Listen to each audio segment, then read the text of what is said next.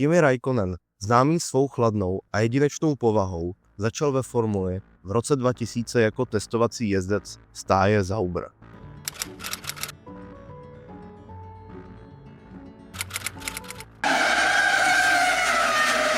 Kimi Räikkönen, a very short race for you. What happened? I don't know, the clutch or something broke down on the start, and I don't know. You must be quite pleased not to be out in that monsoon, though. No, I'm not pleased. I would like to be on there because now is the chance to win the races, and I think so. We went very well in the morning on the wet. And it's very shame, but Thanks. V roce 2001 už startoval po boku podobně starého Nicka Heidfelda, který však měl oproti němu výhodu větší zkušenosti z předchozí sezóny. Oba podávali vzhledem k technickému stavu monopostu Sauberu velmi solidní výkony. Ačkoliv Heidfeld, na rozdíl od Räikkönena, dokázal získat pódium, finský jezdec předváděl natolik silné výkony, že za ním v celkovém bodování zaostal pouze o 3 body. Räikkönen nakonec obsadil 10. místo v šampionátu. Před začátkem sezóny mnozí pochybovali, zda je dostatečně zkušený na to, aby získal superlicenci FIA, jelikož měl za sebou pouze 23 závodů v nižších kategoriích. Hned ve svém prvním závodě v Austrálii však všem dokázal, že se mýlili, dojel na bodovaném místě a získal svůj první bod ve Formuli 1.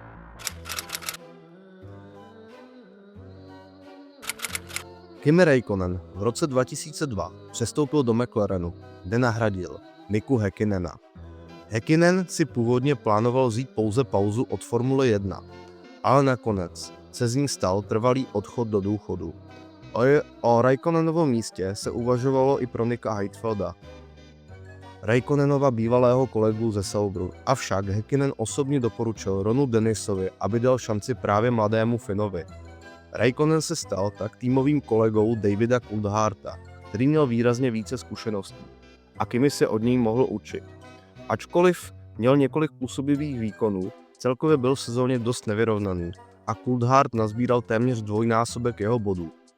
V první polovině sezóny se Räikkönen trápil, často se pohyboval v poli s jezdci Renaultu, Jensonem Buttonem a Jarnem Trullym. Ve druhé polovině sezóny si však na monopost zvykl a dokázal se od Buttona vzdálit. Přesto kvůli slabšímu začátku nemohl bojovat s jezdci, kteří měli podobně silný monopost. Ralfem Schumacherem, Michaelem Schumacherem, Davidem Coulthardtem nebo Juanem Pablem Montoyou. Přestože neměl ideální začátek sezóny, hned ve svém prvním závodě za McLaren v Austrálii získal své první pódium. Během roku přidal další 4 pódiová umístění, avšak nedokázal zvítězit. Kromě toho měl i několik závodů bez bodu, včetně série 6 po sobě jdoucích závodů, kde se potýkal s častými poruchami motoru. Sezónu zakončil na 6. místě celkového hodnocení za týmovým kolegou Coulthardtem. Nejblíže k vítězství byl ve Francii, kde několik kol před cílem vedl, ale kvůli úniku oleje z motoru ho nakonec předjel Michael Schumacher.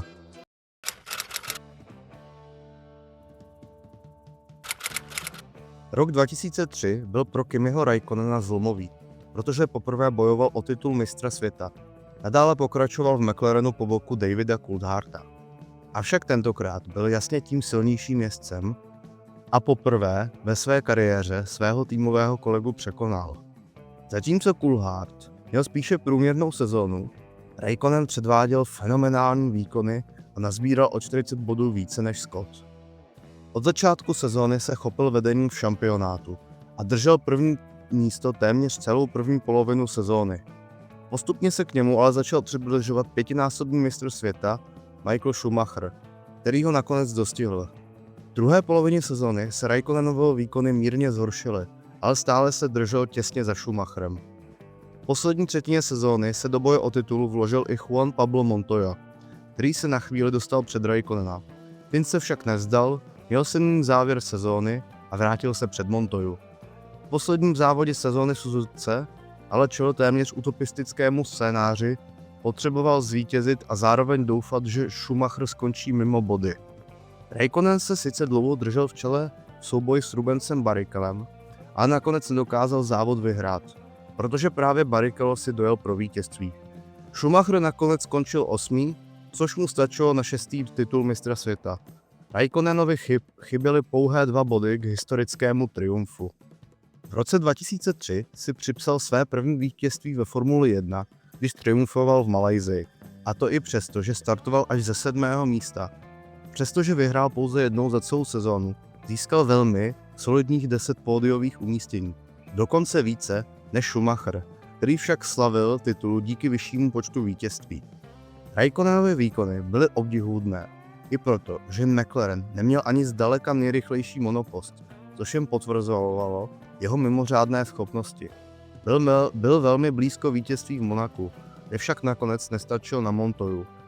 Jeho sezónu také poznamenala nízká spolehlivost motoru, což ho donutilo podávat nadstandardní výkony, aby dokázal držet krok s konkurencí. Raikkonen's car too is on fire. So there is Kimi Raikkonen. He's not even gone back to the paddock. He's got his shirt off. He's on his boat, which has a splendid name, One More Toy. He's with some of his best mates from Finland. McLaren pokračoval ve stejné jezdecké sestavě, avšak sezóna 2004 znamenala pro tým dramatický propad. Zatímco v předchozím roce Raikkonen bojoval o titul, tentokrát byl rád, když dokázal alespoň pravidelně bodovat. Coulthard na tom byl ještě hůře. Často končil ve středu pole, což vedlo k tomu, že Raikkonen měl téměř dvojnásobek jeho bodů. Začátek sezóny byl pro Fina velmi složitý. Často se pohyboval uprostřed pole a v mnoha závodech nedokázal bodovat. Ve druhé polovině sezóny se však vrátil k výkonům z roku 2003. Překonal Coultharda a přiblížil se k výkonům jezdce Renaultu Jarna Trulliho. Na konci sezóny však měl Ital o bod více a tak Raikkonen obsadil celkově 7. místo. Přestože byl McLaren daleko od své dřívější formy, Raikkonen si připsal alespoň jedno vítězství. Triumfoval ve Velké ceně Belgie. K tomu získal ještě další 2 pódiová umístění, což byl značný pokles oproti předchozím sezónám. Hlavním problémem týmu zůstávala nespolehlivost motoru Mercedes, který výrazně ovlivnila jeho výkony. Navzdory neúspěšné sezóně byl Raikkonen stále považován za vycházející hvězdu Formule 1. Jeho talent nezůstal bez povšimnutí. Ross Brown a Jean Todt o něm začali uvažovat jako o budoucím jezdci Ferrari. How are you today? I mean, you've got a wet start. Oh, it's pretty cool. How do you feel today? What? How do you feel today? I don't hear you. Oh, you can hear me. Come on, don't make jokes with me. Tell us a little bit about the race. What do you think? I don't know, it's gonna be hot. Come on. Jacques, wat zal je maken?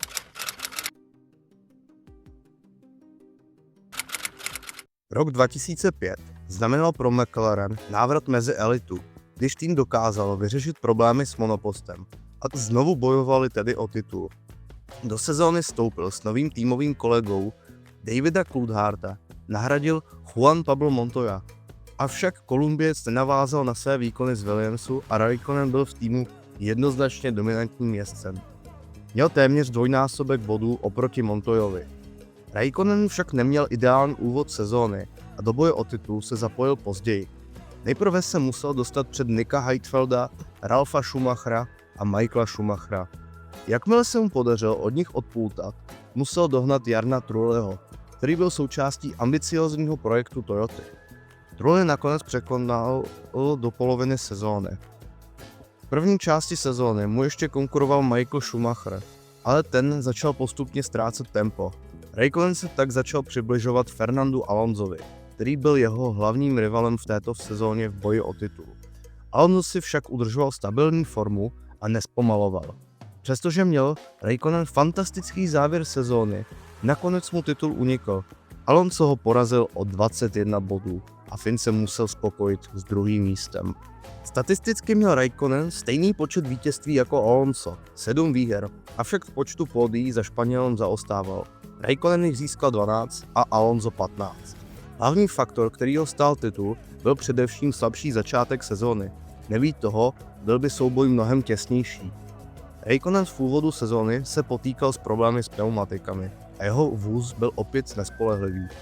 I když se spolehlivost v průběhu roku mírně zlepšila, Dalším zásadním faktorem bylo jeho nucené odstoupení z velké ceny USA, kde kvůli bezpečnostním problémům pneumatik odstoupily všechny týmy používající Micheliny, včetně McLarenu a Renaultu.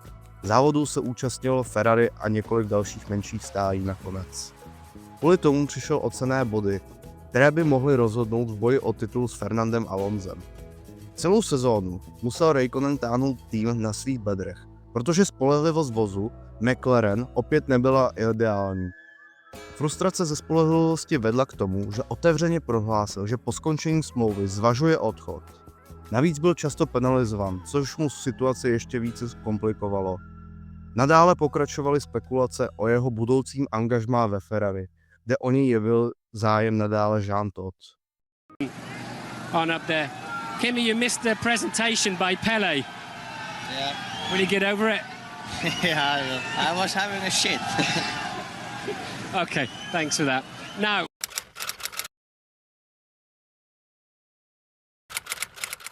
Sezóna 2006 byla pro Kimiho Räikkönena poslední v barvách McLarenu. Na jejím začátku pokračoval po boku Juana Pabla Montoyi, který s ním dokázal držet krok. Avšak ani jeden z nich nebyl schopný pravidelně bojovat o vítězství. Montoya však v polovině sezóny ukončil svou kariéru ve Formuli 1, především kvůli špatnému stavu s McLarenem a především šéfem McLarenu Ronem Dennisem. A také kvůli svému zranění, o kterém se tedy několikrát spekulovalo. Jeho místo zaujal méně zkušený Pedro de la Rosa, který sice nebyl tak rychlý jako Räikkönen, ale rozhodně si neudělal ostudu.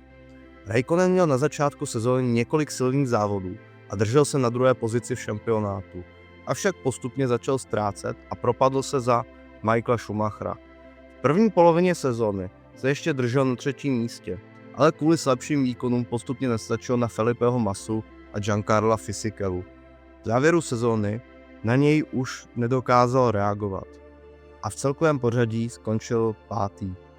Tato sezóna pro něj byla první od roku 2001, kdy nezískal ani jedno vítězství, což jen ukázalo, že McLaren se stále více propadal, přesto dokázal vybojovat 6 pódiových umístění. Räikkönen v roce 2006 doplácel na špatná strategická rozhodnutí týmu, slabý monopost a také pro toxické prostředí týmu, které vedlo nejen k Montoyovo odchodu, ale nakonec i k jeho vlastnímu rozhodnutí Räikkönenovo změnit tým. Pro rok 2007 se stal náhradou za odcházejícího Michaela Schumachera ve Ferrari, čímž odstartoval novou éru v historii týmu. I don't see a reason why we couldn't be pretty good with this car, but is it good enough? I have no idea. Just the final word. Is your hunger for a second title the same as your hunger was for a first?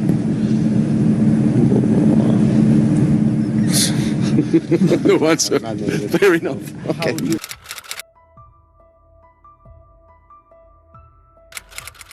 V roce 2007 se Kimi Räikkönen stal jezdcem Ferrari, kde vytvořil týmovou dvojici s Felipem Massou.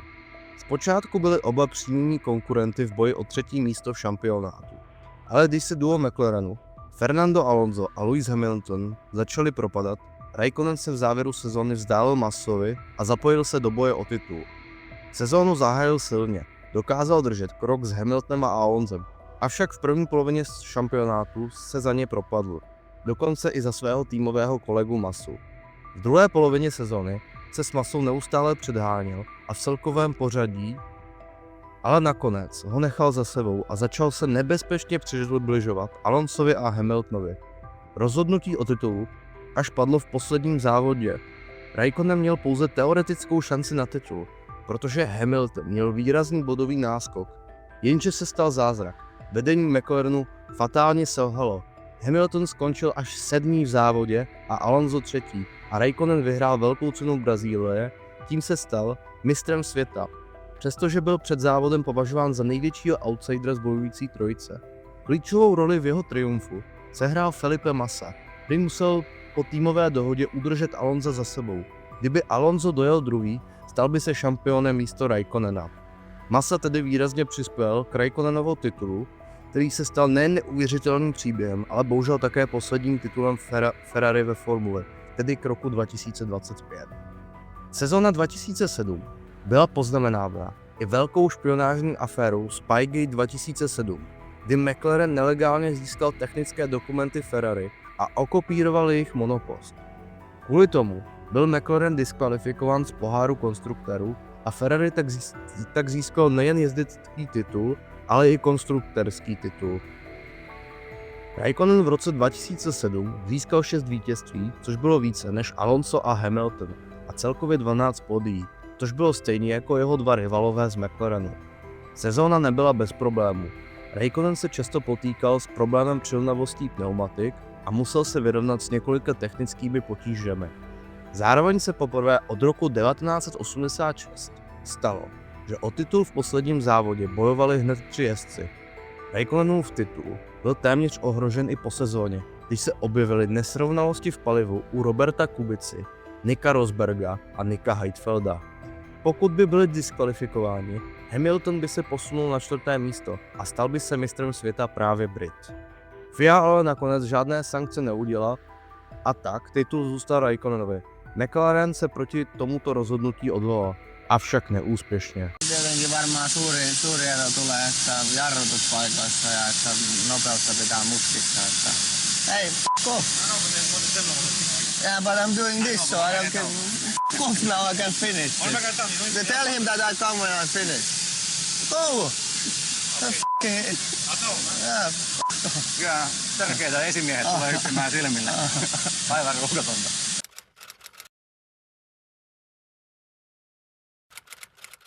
Ferrari v roce 2008 pokračoval s jezdeckou dvojicí Felipe Massa Kimi Raikkonen, avšak tentokrát byl Raikkonen tím slabším článkem, zatímco Massa bojoval o titul mistra světa. Na začátku sezóny se Raikkonen dostal do vedení šampionátu a chvíli si udržoval náskok. Po několika závodech překonal Hamiltona a v první polovině sezóny se o titul přetahovala čtveřice jezdců Raikkonen, Massa, Kubica a Hamilton. Po velké ceně Maďarska však přišla stagnace, zatímco Kubica a Raikkonen se začali vzdalovat vedoucí dvojici. Raikkonen se v závěru sezóny mobilizoval a začal útočit na Kubicu v boji o 3. místo v šampionátu. Nakonec si 3. pozici zajistil v posledním závodě, kdy skončil 3. a bodově dorovnal Kubicu. Díky lepšímu součtu výsledku v sezóně ho v konečném pořadí překonal. V roce 2008 na začátku sezóny zaznamenal 2 vítězství, avšak po svém úpadku už žádné další nepřidal. Ferrari se totiž v závěru sezóny soustředilo výhradně na Massu, který bojoval o titul. Celkově získal 9 pódiových umístění. Raikkonen oplátku Massovi oplatil jeho podporu z předchozí sezóny, když mu ve velké ceně Francie přenechal vítězství. Sezóna však nebyla bez kontroverzí. Před velkou cenou Velké Británie došlo k incidentu s fotografem Bernardem Sehierem, kterého Raikkonen fyzicky napadl. Podle Raikkonenova manažéra mu fotograf údajně strkal objektiv do obličeje a stál na jeho věcech, což však Sehier nepotvrdil. Raikkonen si přesto připsal významný rekord. Dorovnal historický počet nejrychlejších kol v jedné sezóně, když jich získal 10. Čímž vyrovnal výkon Michaela Schumachera z roku 2004 i svůj vlastní z roku 2005. Hey, off. Yeah, but I'm doing this, so I don't care. Off now, I can finish. Tell him that I come when I finish. Hey, off. Yeah, but I'm doing this, so I don't care. Off now, I can finish. Va un po' tutto storto a Kimi, fa cadere anche una...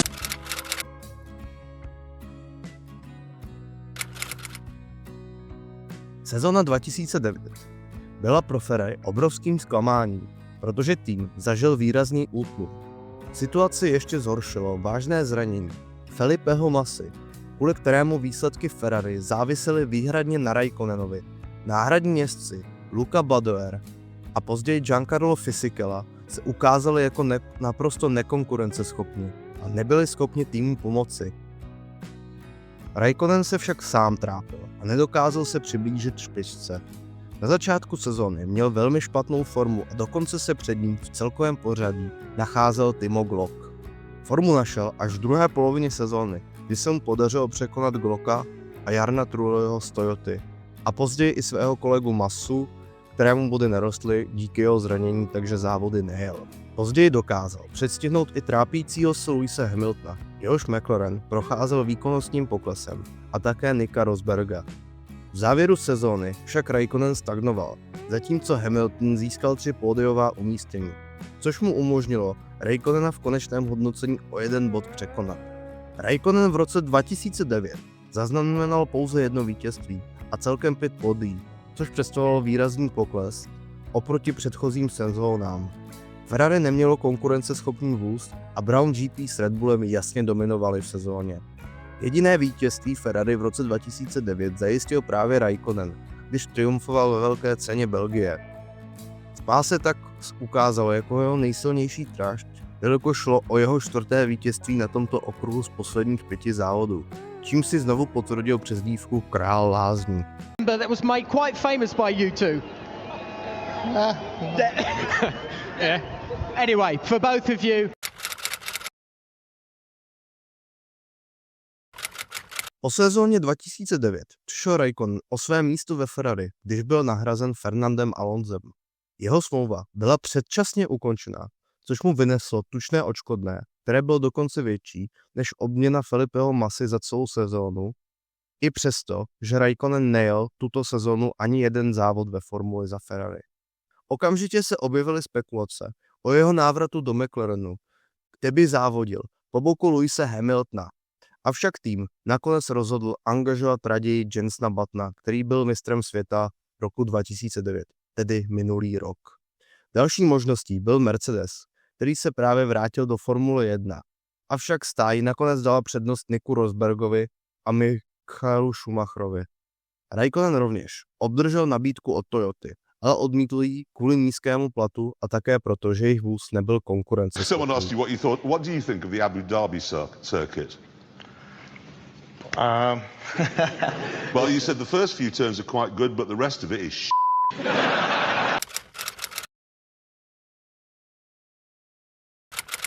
V roce 2011 se znovu spekulovalo o Räikkönenovo návratu do Formule 1, především v souvislosti s týmem Renault. Měl údajně nahradit Vitalije Petrova, avšak nakonec došlo k nejasnostem a nedorozumění na obou stranách, což znamenalo, že se do Formule 1 stále nevrátil. Okay, Kimi, next car behind you is Alonso. I'll keep you updated on the pace. Just leave me alone, I know what to do.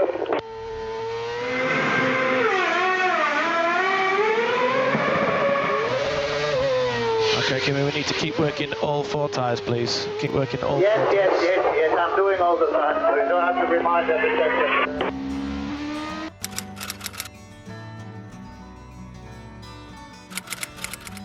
V roce 2012 se spekulovalo o Räikkönenově přestupu do stáje Williams, avšak nakonec podepsal 2letou smlouvu s Lotusem Renault, čím se po 2leté pauze vrátil do Formule 1.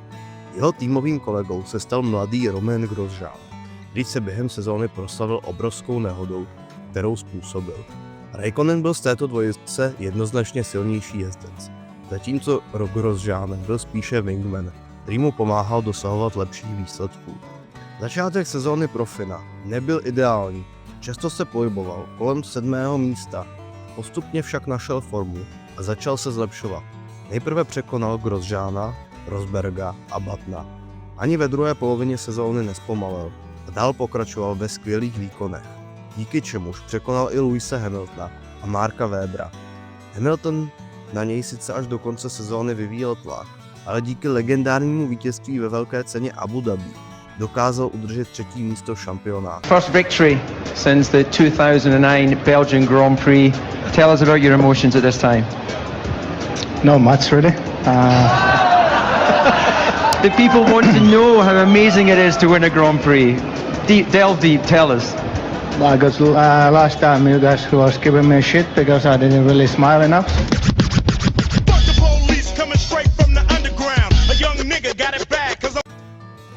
Přestože během roku zvítězil pouze jednou, celkově získal 7 pódiových umístění, což bylo obrovským úspěchem pro tým Lotus, který se vrátil mezi špičku.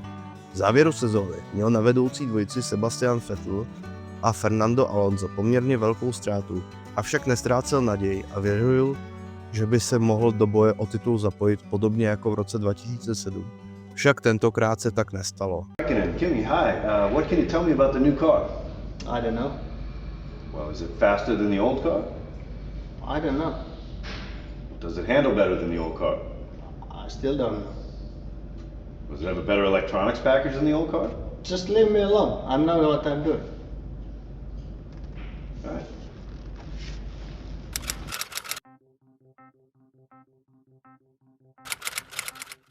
Lotus v roce 2013 pokračoval se stejnou sestavou Kimi Räikkönen a Romain Grosjean. Tentokrát Grosjean nezaostával tolik jako v předchozím roce. Avšak Räikkönen byl stále jednoznačně dominantní. V konečném pořadí měl na Francouze náskok 51 bodů. Räikkönen měl silný start do sezóny, kdy se držel na druhém místě za Sebastianem Vettelem, však později začal ztrácet tempo, Vettel mu ujel v pořadí a Räikkönen se propadl za Fernanda Alonsa. Na třetí pozici se držel až do poloviny sezóny, poté se mu ale vzdálil i Alonso a Räikkönen se dostal do boje o třetí místo s Lewisem Hamiltonem a Markem Webberem. Ačkoliv se mu třetí místo podařilo držet, kvůli vynechání posledních 2 závodů nakonec skončil až na 5. příčce za Webberem a Hamiltonem. Důvodem jeho absence byla operace zad, ale také fakt, že Lotus mu nevyplácel jeho plat. Räikkönen několikrát Lotusu hrozil, že do závodu nenastoupí, což se nakonec stalo realitou. Během sezóny si připsal 1 vítězství, když vyhrál hned úvodní závod v Austrálii. Celkově získal 8 pódiových umístění, což bylo o 1 více než v předchozím roce, avšak oproti sezóně 2012 nebyl tak konzistentní. Räikkönen během roku překonal rekord Michaela Schumachera v nejdelší sérii závodů s bodovým ziskem. Při velké ceně Velké Británie dosáhl 25 závodů v řadě, ve kterých bodoval. Kvůli finančním problémům Lotusu a faktu, že měl ve stáji extrémně výhodnou smlouvu pro sebe, která se pro tým ukázala jako neudržitelná, se Räikkönen rozhodl podepsat smlouvu s Ferrari na sezónu 2014 a po 4 letech se k italskému týmu vrací. Kimi, did you have any temptation to go to drive the simulator to get better settings for you? No. Okay, that's pretty clear.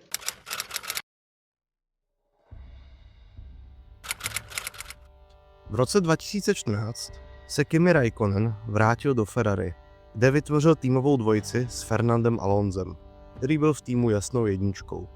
Přestože Räikkönen nebyl pouhým wingmanem, sezóna neprobíhala podle představ, ani pro jednoho z jezdců. Alonso se alespoň dokázal přibližovat špičce, avšak Räikkönen výrazně zaostával a často končil ve středu pole, kde bojoval s jezdci Force India a občas i Toro Rosso. Od začátku sezóny se trápil a v první polovině šampionátu se nacházel až za Sergiem Perezem, Kevinem Magnusenem nebo Felipem Massou ve Williamsu, který měl už dávno svůj vrchol za sebou. Felipeho Massu také vlastně nahradil minulý rok ve Ferrari. Později se mírně zlepšil a dokázal dorovnat Magnusena a Pereze, avšak kvůli horší bilanci v sezóně nakonec skončil až za nimi na 12. místě. Räikkönen během roku nezískal ani 1 pódium. Jeho nejlepším výsledkem bylo 4. místo v Maďarsku, jinak to však byla sezóna plná trápení, na kterou by Finn nejraději zapomněl. Po celou sezónu se potýkal s problémem se zatáčením a vůz mu celkově vůbec nesedl, což vedlo k jednomu z jeho nejhorších ročníků ve Formuli 1 a samotného Ferrari. Tak. Na Starovia. Yeah? Yeah, but after Alfa Romeo, okay? Next year? Next year after Alfa Romeo, okay? Okay. Give me a flag.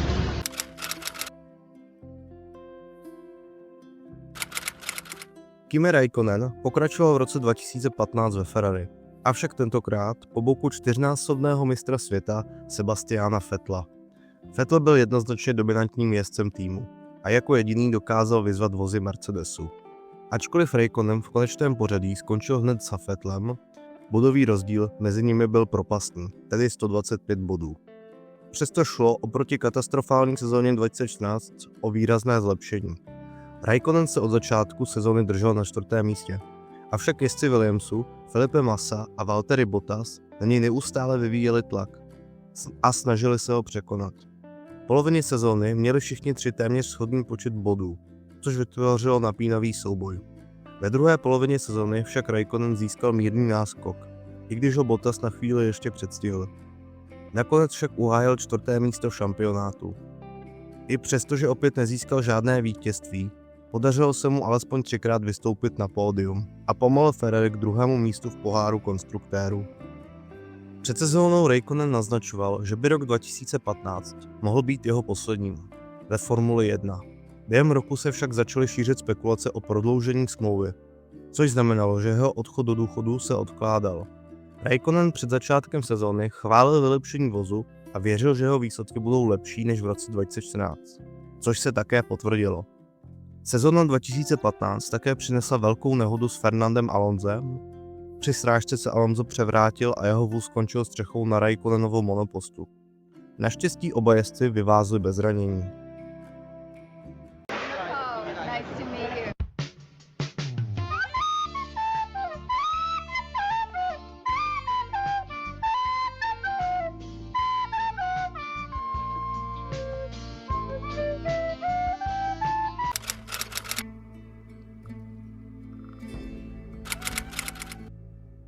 Ferrari v roce 2016 pokračoval se stejnou jezdeckou sestavou.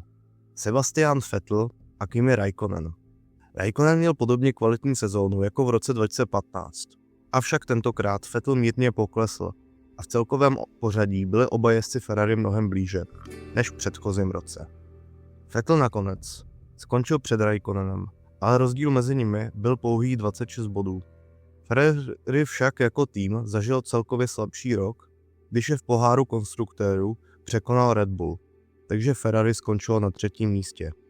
Na začátku sezóny se Raikkonen krátce držel na 3. místě v šampionátu, těsně za Lewisem Hamiltonem. V první polovině sezóny sváděl boj o 3. místo se Sebastianem Vettelem a Danielem Ricciardem, přičemž těsně za nimi číhal mladý Max Verstappen. Ve druhé polovině sezóny Ricciardo získal náskok a boj o 3. místo se změnil spíše v souboj o 4. pozici. Raikkonen se však v závěru sezóny nedokázal udržet před Verstappenem, který ho nakonec v pořadí přeskočil. Finn tak sezónu zakončil na 6. místě.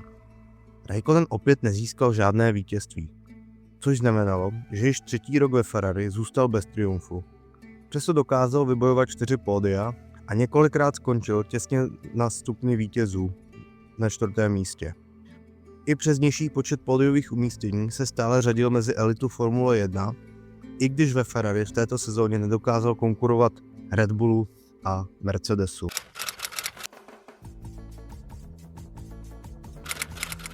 Ferrari v roce 2017 pokračoval se stejnou jezdeckou sestavou Sebastian Vettel a Kimi Raikkonen.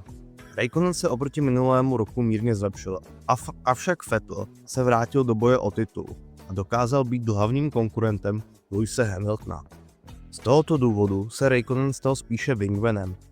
I když sám měl několik solidních výsledků a opět pomohl Ferrari k 2. místu v poháru konstruktérů, na začátku sezóny se Raikkonen držel na 4. místě, avšak v polovině roku se propadl za Daniela Ricciarda. Ve druhé polovině sezóny se snažil dotáhnout Ricciarda, ale zároveň na něj vyvíjel tlak Max Verstappen. V závěru sezóny začal Ricciardo stagnovat a během posledních 4 závodů získal pouhých 8 bodů, což umožnilo Raikkonenovi ho v posledním závodě sezóny přeskočit a zajistit si 4. místo šampionátu. Raikkonen i nadále nezískal žádné vítězství, ale 7krát vystoupal na pódium, což byly stále solidní výsledky, i když očekávání byla vyšší. Pozitivním momentem sezóny bylo získání pole position ve velké ceně Monaka, čím se stal nejstarším jezdcem od roku 1997, který dokázal získat pole position. Často se však musel podřezat týmové strategii a pomáhat Vettelovi k lepším výsledkům, což omezovalo jeho šance na osobní úspěch. Sezóna 2017 byla také poznamenávána velkou kolicí ve velké ceně Singapuru, kdy byl Raikkonen zasažen Verstappenem, což vedlo k hromadné nehodě, která vyřadila nejen jeho, ale i jeho týmového kolegu Vettela a Verstappena samotného. I think Kimi's given me a lot of confidence that I can keep getting better. He's 38, 39? 9. 39, so Next year 40, so. yeah. I didn't invite you to the party. It's good. Hope I get an invite for the 40th. Nah, we can call. Yeah.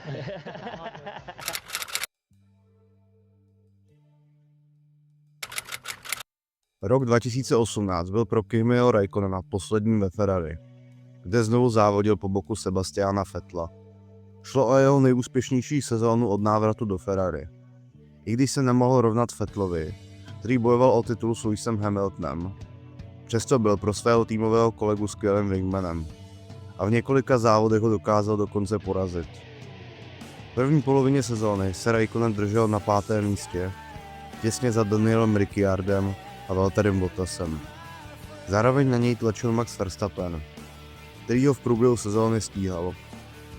Ve druhé polovině sezóny se boj o 3. místo vyostřil. Räikkönen se dokázal dostat před všechny své soupeře, zatímco Ricciardo kvůli stagnaci vypadl ze hry. Hlavní boj se poté odehrával mezi dvěma Finy, Räikkönenem a Bottasem, kteří si neustále vyměňovali 3. a 4. místo. V závěru sezóny se do boje přidal i Verstappen, který po většinu roku zůstával za nima. Räikkönen si však udržel dostatečný náskok a i když Verstappen nakonec skončil 3. v posledním závodě, zatímco Bottas až 5. Ani jeden z nich neměl dostatek bodů, aby ho v celkovém pořadí přeskočil, sezónu tak Räikkönen zakončil na 3. místě, což byl jeho nejlepší výsledek po 6 letech. Po letech nezdarů ve Ferrari se konečně dočkal vítězství, když triumfoval ve velké ceně USA. Tím se stal nejstarším vítězem závodu od Nigela Mansella v roce 1994.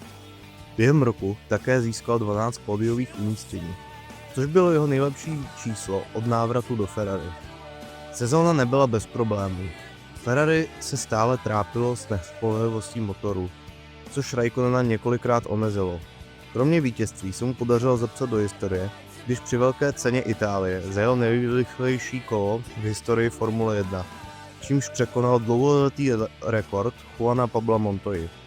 Přesto v závod v Itálii nevyhrál, protože ho blokoval Bottas, což mu zabránilo bojovat o vítězství.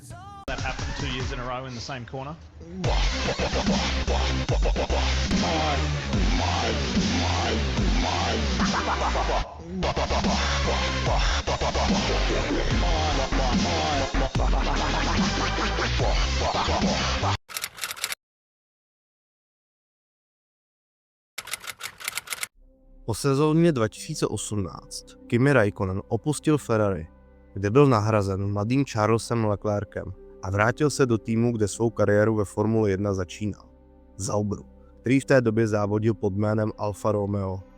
Jeho týmovým kolegou se stal nadějný Ital Antonio Giovinazzi, se kterým měl po celou dobu společného působení velmi dobrý vztah. Räikkönen však svého týmového kolegu pravidelně překonával a byl jednoznačně lepším jezdcem týmu. I když se mu nepodařilo získat pódium, což by bylo obrovským úspěchem pro Alfu Romeo, jeho nejlepším výsledkem bylo 4. místo ve velké ceně Brazílie. Giovinazzi sice nepodával katastrofální výkony, avšak špatná strategická rozhodnutí týmu a pomalý monopost často ovlivňovaly jeho výsledky. Räikkönen zakončil sezónu na 12. místě v šampionátu, kde bojoval s jezdci jako Daniel Kvyat nebo Lando Norris. Většinu svých bodů získal v první polovině sezóny, avšak v druhé polovině ztratil tempo a začal se propadat. Přesto šlo o nejlepší výsledek pro Sauberu Alfu Romeo od roku 2013, což ukázalo, že i ve svém věku dokázal být stále velmi konkurenceschopný. I'm Kimi Räikkönen and I drive for Alfa Romeo Racing. Are you a fan of interviews? Never been. Still not so.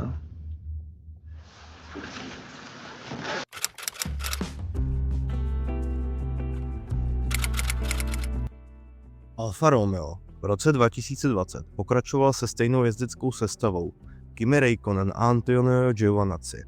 Tento rok však znamenal výrazný propad pro celý tým. Zatímco v předchozí sezóně Räikkönen jasně dominoval a předváděl nadstandardní výkony, letos se monopost stal ještě pomalejším. Výsledkem bylo, že Giovinazzi nazbíral stejný počet bodů jako Räikkönen, pouhé 4, což bylo velkým zklamáním v porovnání s rokem 2019.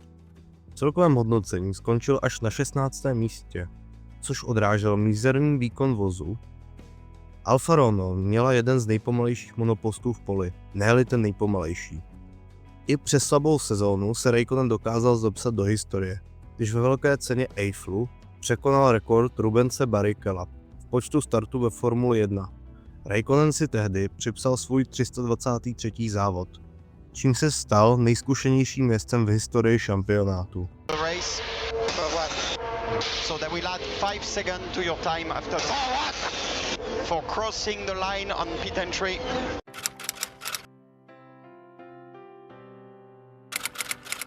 Rok 2001 byl pro Kimiho Räikkönena posledním ve Formuli 1, který strávil v barvách opět v Alfě Romeo, opět po boku Antonia Giovinazziho.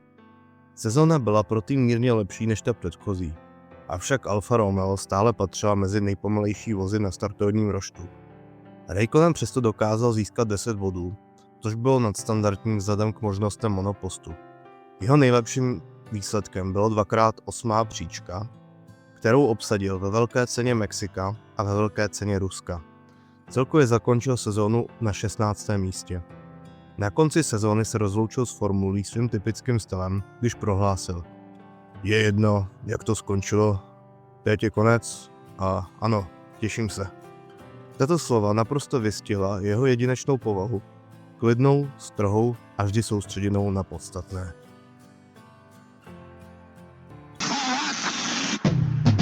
Kimi Räikkönen, the finish James Bond. James, pass me the Heineken, I wanna stay drunk. Stay blazing more than anybody, what you say, son? Pass me my steering wheel, I'm about to take off. I'm Kimi Räikkönen, the finish James Bond. James, pass me the Heineken, I wanna stay drunk. Stay crashing out, you ask about it? Oh, it's fun. Give me a penalty and I'ma say, all I want to is at home, but I don't pick up the phone.